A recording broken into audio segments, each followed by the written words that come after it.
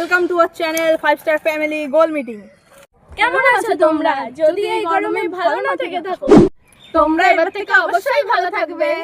এটা আমাদের first content, তাই আজ আমাদের ইন্ট্রোডাকশন দিই। আমি আরএম, আমি রু, আমি রি, আমি প্রি, আমি শি, আর আমরা হলাম 5 স্টার ফ্যামিলি। আর তোমরা আমাদের গাইস।